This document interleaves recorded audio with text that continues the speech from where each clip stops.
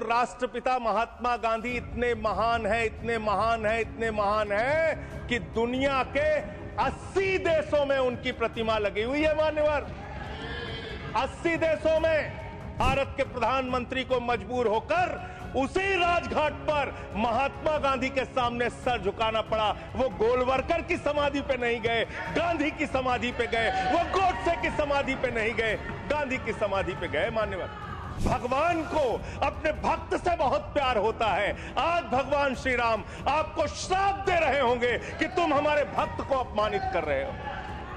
राम आदर्श का नाम है। राम के नाम में चरित्र होना चाहिए, वरना तो हराम में भी राम लिखा हुआ है। राम का नाम लगा लेने मात्र से आपके गुनाह नहीं छिप जाएंगे।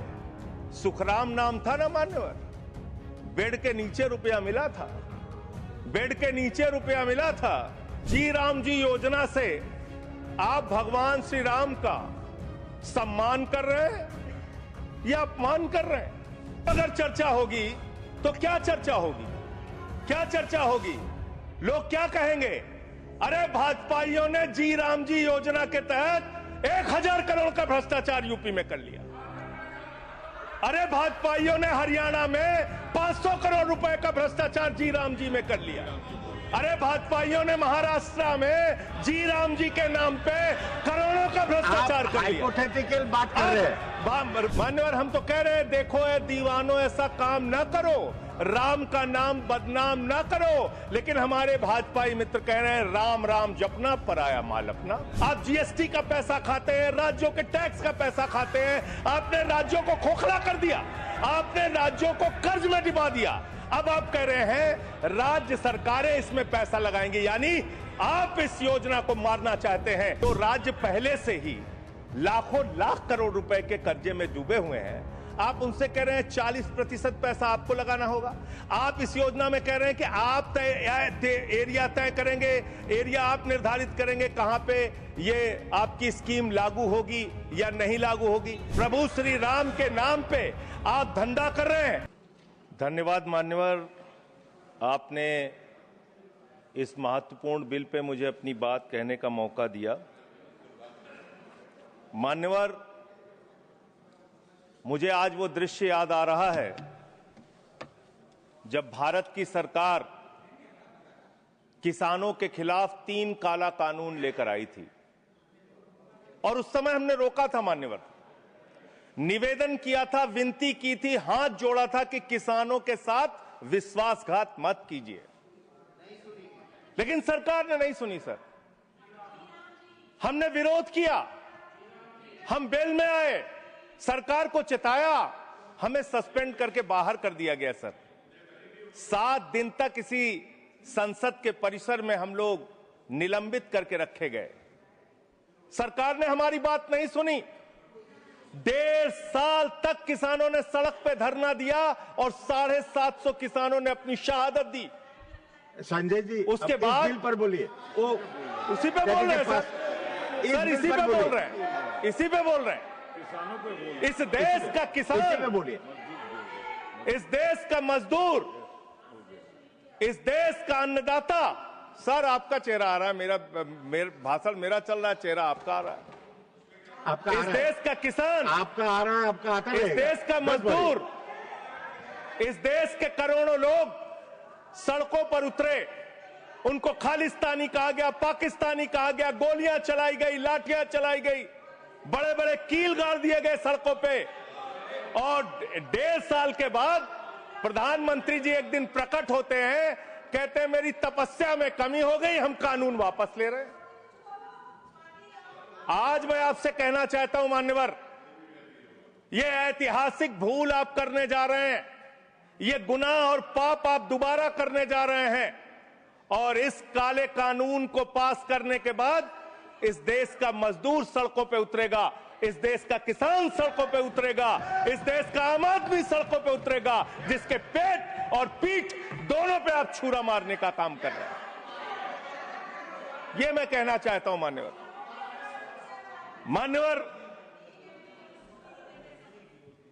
मान्यवर, ये बिल किस मंशा और उद्देश्य के तहत लाया गया है। इस मिल को आपने कह दिया जी राम जी बिल है, जी राम जी बिल है। भगवान श्री राम का नाम लेके कितना गुनाह आप अपना छिपाना चाहते हैं, कितना गुनाह छिपाना चाहते हैं। राष्ट्रपिता महात्मा गांधी से आपको क्या समस्या है मान्यवर? अरे वो राष्ट्रपिता महात्मा गांधी इतने महान है, इतने महान है, इतने महान है कि दुनिया के 80 देशों में उनकी प्रतिमा लगी हुई है मान्यवर, 80 देशों में। और जब G20 का सम्मेलन हुआ, दुनिया के तमाम राष्ट्राध्यक्ष आए, दुनिया के तमाम प्रधानमंत्री और राष्ट्रपति आए, तो भारत के प्रधानमंत्री को मजबूर होकर उसी राजघाट पर महात्मा गांधी के सामने सर झुकाना पड़ा। वो गोलवरकर की समाधि पे नहीं गए, गांधी की समाधि पे गए। वो गोडसे की समाधि पे नहीं गए, गांधी की समाधि पे गए।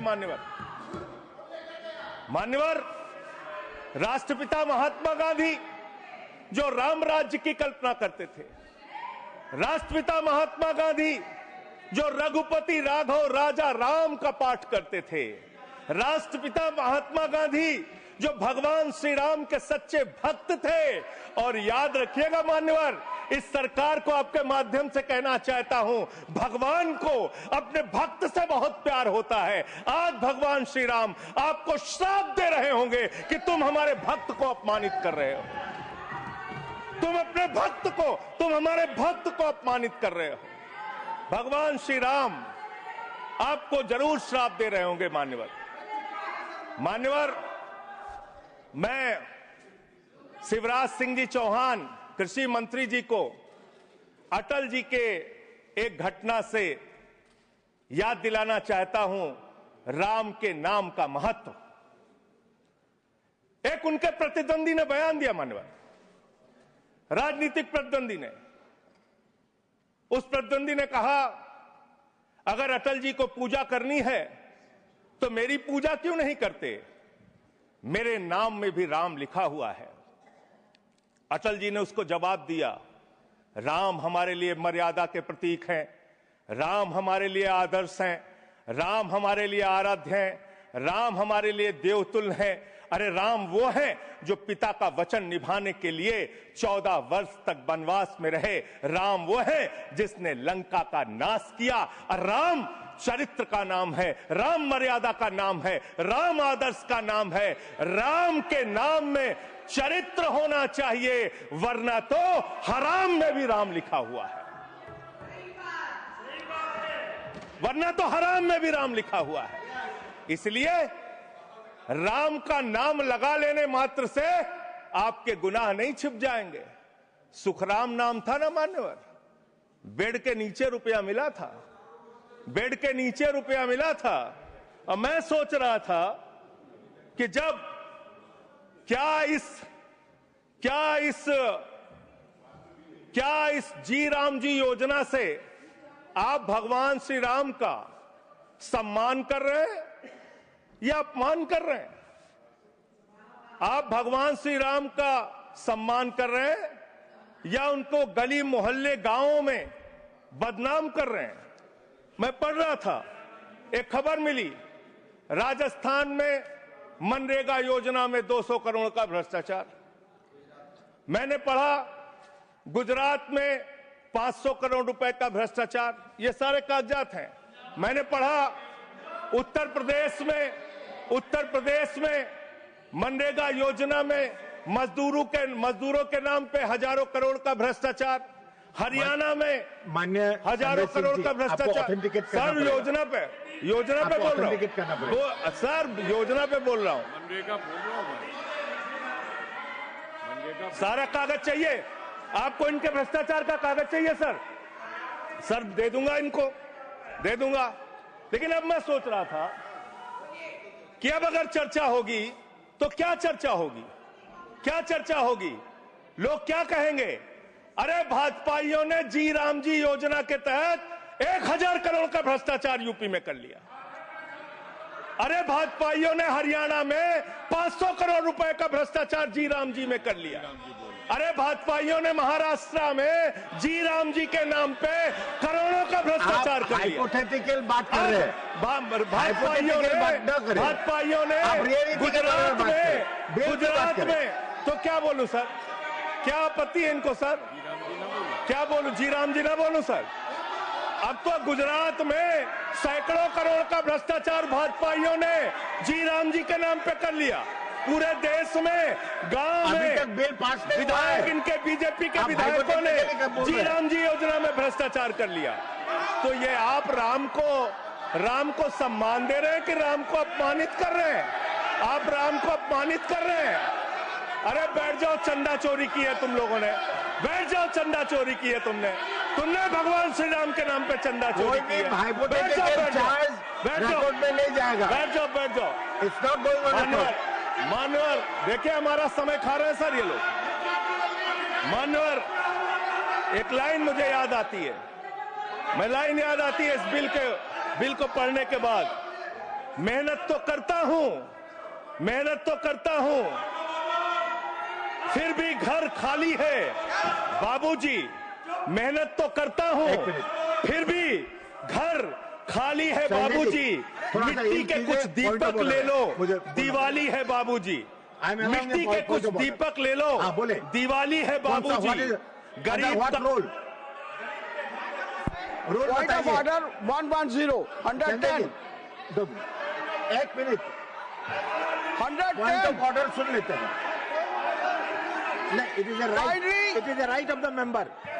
Yes, it is the right. You are bringing everybody who is coming on the bail and he's asking all the things. No.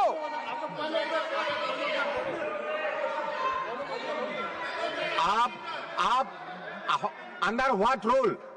अगर बिल के साथ या बिल से रिलेटेड नहीं है वो रिकॉर्ड में नहीं जाएगा।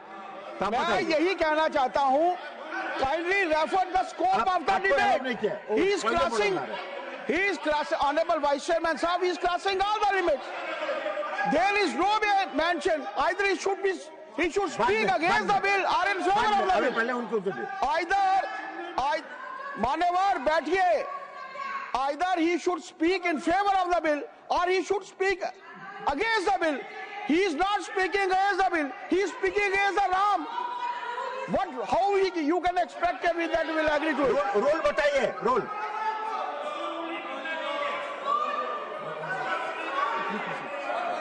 ठीक है संजय जी कर देते हैं बोलने sir. LOP wants to speak.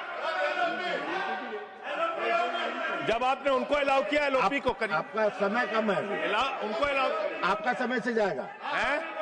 आपका समय जो से सर उनका हमारे में से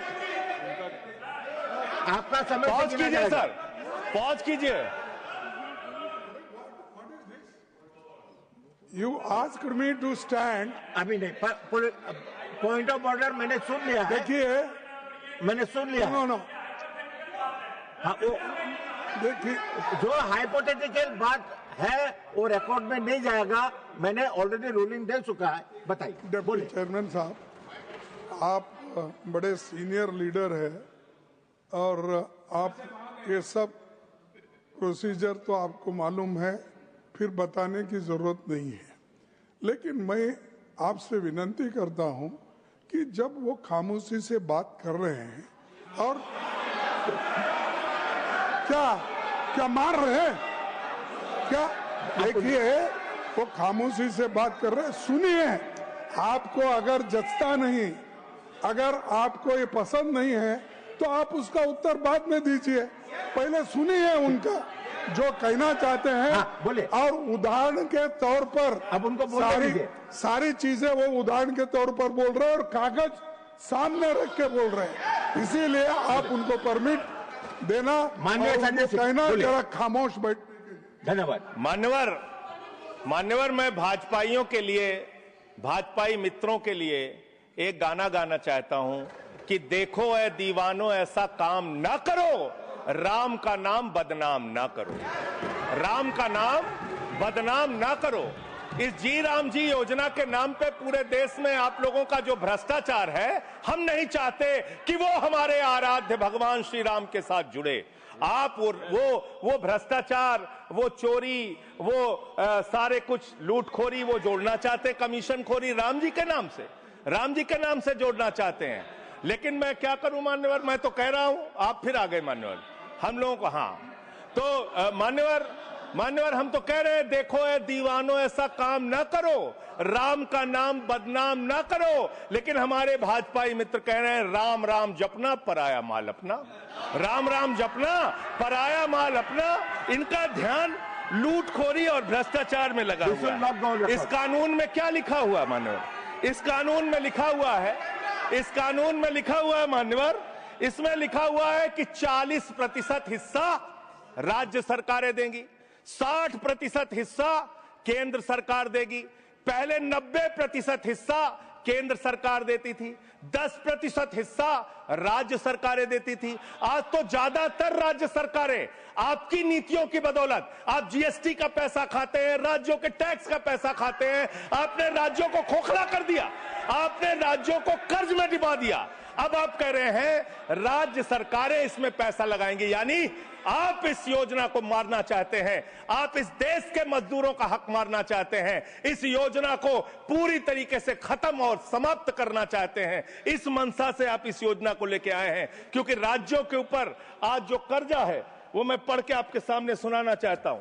तमिलनाडु 8,34,000 करोड़ रुपए, उत्तर प्रदेश 7,69,000 करोड़ रुपए, महाराष्ट्र 7,22,000 करोड़ रुपए, पश्चिम बंगाल 6,58,000 करोड़ रुपए, कर्नाटक 5,57,000 करोड़ रुपए, राजस्थान 5,62,000 करोड़ रुपए, आंध्र प्रदेश 4,85,000 करोड़ रुपए, गुजरात 4,67,000 करोड़ रुपए, केरल 4,29,000 करोड़ रुपए, मध्य प्रदेश 4,18,000 करोड़ रुपए, तेलंगाना 3,89,000 करोड़ रुपए, बिहार 3,19,000 करोड़ रुपए।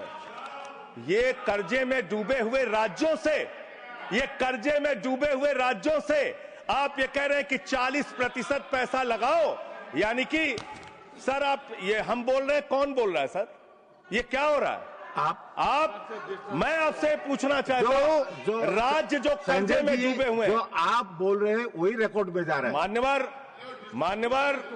मान्यवर मैं ये कहना चाहता हूं कि जो राज्य पहले से ही लाखों लाख करोड़ रुपए के कर्जे में डूबे हुए हैं, आप उनसे कह रहे हैं 40% पैसा आपको लगाना होगा। आप इस योजना में कह रहे हैं कि आप एरिया तय करेंगे, एरिया आप निर्धारित करेंगे कहां पे ये आपकी स्कीम लागू होगी या नहीं लागू होगी, इसको आप तय करेंगे। ये कितने 125 दिन की आप बात कर रहे हैं मान्यवर, आंकड़ा उठाकर देख लीजिए, मंत्री जी यहां पर मौजूद हैं। 100 दिन के रोजगार की गारंटी है मनरेगा योजना में, लेकिन औसतन पूरे हिंदुस्तान में 50 दिन से ज्यादा रोजगार आपने नहीं दिया। आपने मजदूरों के साथ धोखा करने का काम किया। और आंकड़े ये बताते हैं कि आपका जो बजट का निर्धारण होता है 12 करोड़ लोगों के लिए 267 रुपए के हिसाब से अगर आप मजदूरी निर्धारित करते हैं तो करीब करीब 3,13,000 करोड़ रुपए बनती है। आप उसके लिए 86,000 करोड़ रुपए का बजट रख रहे हैं, यानी कि मंशा आपकी शुरू से स्वयं यही है कि आप इस योजना के तहत लोगों को काम नहीं देना चाहते हैं, मजदूरी नहीं देना चाहते हैं। लेकिन मजदूरों के हक में मजदूरों की आवाज उठाने वाले लोग देश भर में संगठित हो रहे हैं। ये आप दूसरा अपराध करने जा रहे हैं। मैं आपको कहना चाहता हूं, आपके माध्यम से इस सरकार को चेतावनी देना चाहता हूं।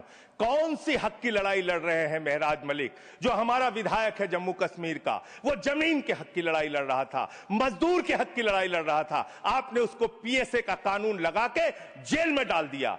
कौन से हक की लड़ाई लड़ रहे थे सोनम वांगचुक, मजदूर के हक की लड़ाई लड़ रहे थे, किसान के मक्के हक की लड़ाई लड़ रहे थे, आम आदमी के हक की लड़ाई लड़ रहे थे, लद्दाख के लोगों के हक की लड़ाई लड़ रहे थे। उस सोनम वांगचुक को, जो एक पढ़े लिखे प्रतिष्ठित व्यक्ति हैं, उनको आपने पकड़कर जेल में डालने का काम किया। आप पूरे देश में जबरदस्ती मामला है जी, तो ये रिकॉर्ड में नहीं जाएगा। क्यों नहीं जाएगा सर? क्यों नहीं जाएगा सर? मजदूर के लिए लड़ने वाले क्यों नहीं जाएगा? मैटर जो है क्यों नहीं जाएंगे? वो रिकॉर्ड में नहीं जाएगा। आगे बोले सर, आगे बोले सर। मैं इस अवसर पर पंडित राम नरेश त्रिपाठी जो हमारे सुल्तानपुर के हैं उनकी एक कविता पढ़ना चाहूंगा।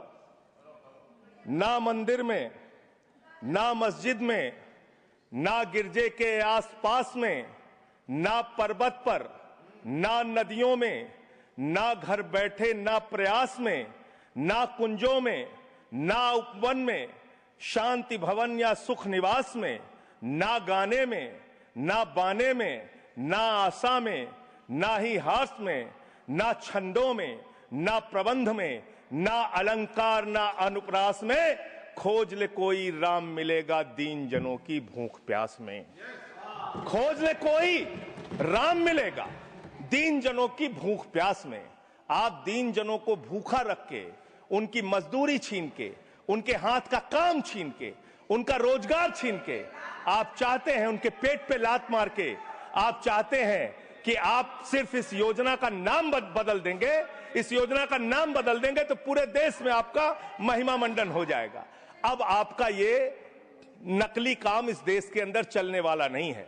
पूरा देश आपकी सच्चाई जान चुका है। मान्यवर, पिछले दिनों मैंने पदयात्रा शुरू की थी अयोध्या से लेकर सरयू से संगम तक। अयोध्या में किसान आए हमारे पास, बहुत सारे किसानों ने आकर कहा किस तरीके से अयोध्या के अंदर किसानों की जमीनों का कब्जा किया जा रहा है प्रशासन के द्वारा, भारतीय जनता पार्टी की सरकार के द्वारा। वहां पर किसानों के ऊपर लाठियां चला के, गोलियां चला के, बुलडोज करके उनकी जमीनें औने पौने दामों में ली जा रही है। मान्यवर, औने पौने दामों में उनकी जमीनें ली जा रही हैं। और वो जमीनें मान्यवर वो जमीनें जो ली जा रही हैं किसानों से, वो जमीनें बड़े बड़े बिल्डर को बेची जा रही हैं, बड़े बड़े बिल्डर को बेची जा रही हैं। किसानों से 5 लाख रुपए बिस्वा जमीन ली गई अयोध्या में। अरे सुनो ध्यान से, किसानों से 5 लाख रुपए बिस्वा अयोध्या में जमीन ली गई और लोढ़ा ब्रदर्स ने उसी जमीन को प्लाटिंग करके 1 करोड़ 80 लाख रुपए में बेचा। आप धंधा कर रहे हैं प्रभु श्री राम के नाम पे, आप धंधा कर रहे हैं, अयोध्या के लोगों को लूटने का काम कर रहे हैं, अयोध्या के किसानों को लूटने का काम कर रहे हैं। इसीलिए अयोध्या के लोगों ने आपको हराया, इसीलिए अयोध्या के लोगों ने आपको हराया। और यही आपका चरित्र रहेगा तो पूरे देश में जनता आपको जवाब देगी, जनता आपको हराने का काम करेगी।